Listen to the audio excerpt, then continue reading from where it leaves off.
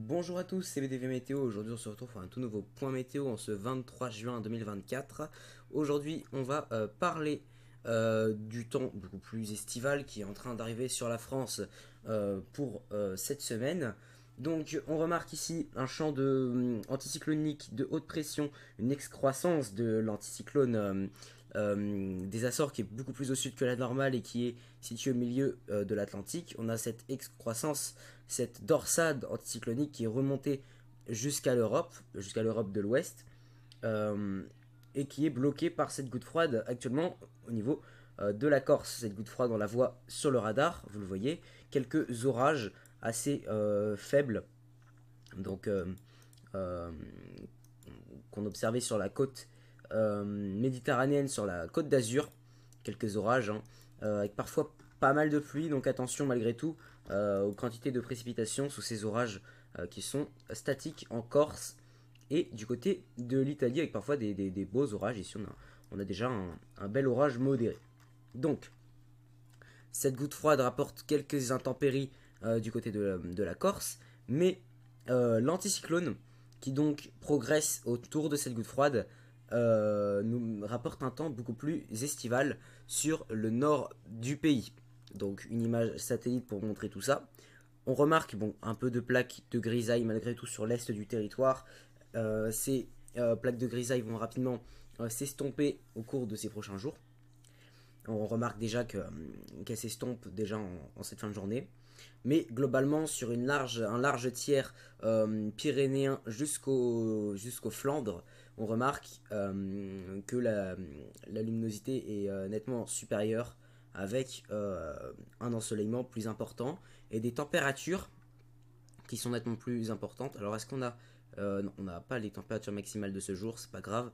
Donc on a des températures qui sont très souvent entre 24, 25 degrés sur ces deux tiers du pays, 20 degrés ailleurs et jusqu'à 27 sur la côte du Languedoc. Donc ça c'était pour aujourd'hui.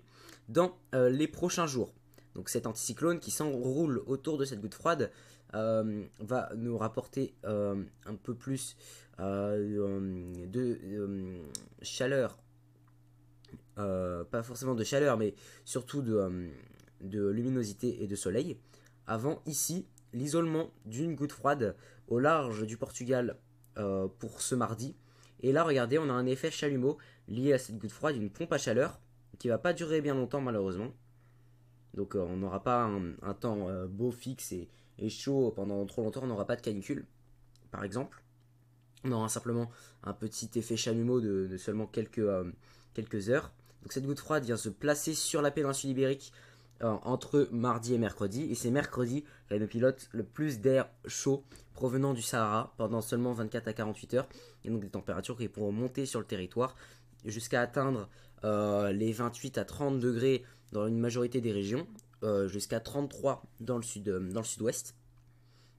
Et ensuite, cette goutte froide va remonter ce vendredi sur la Méditerranée et va concerner donc le sud de la France. On attend parfois des orages organisés sur ces régions plus au nord avant le retour, vous voyez, d'un temps plus anticyclonique pour le week-end prochain. Et après, bon, c'est beaucoup moins fiable, mais il semblerait qu'on retrouve un flux zonal pour le début du mois de juillet, étant donné que les prévisions, ça commence à faire pas mal de runs que je vois ça, un flux zonal. Alors, c'est pas le même flux zonal qu'en hiver, donc certes, il y a un jet stream qui est, cela dit, pas assez fort ici, pour un début du mois de juillet, mais c'est surtout au niveau des précipitations. Vous voyez, c'est pas un flux zonal extrêmement pluvieux qui va s'installer. On sera quand même globalement plus humide que la normale, mais voilà, ce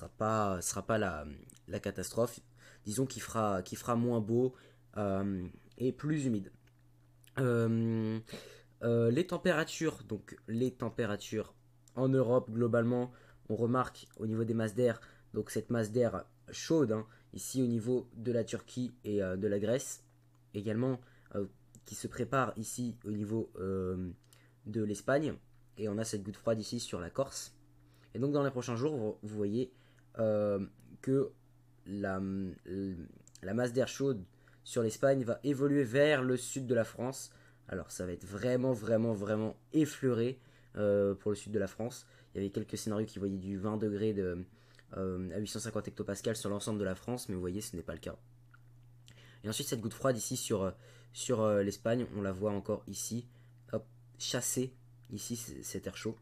Et on a même une languette d'air froid hein, qui revient après. Donc voilà, il va falloir profiter de ces températures beaucoup plus estivales et au-dessus des normales de saison pendant qu'il en est encore temps, puisqu'à peu près les températures vont à nouveau descendre étant donné le flux zonal.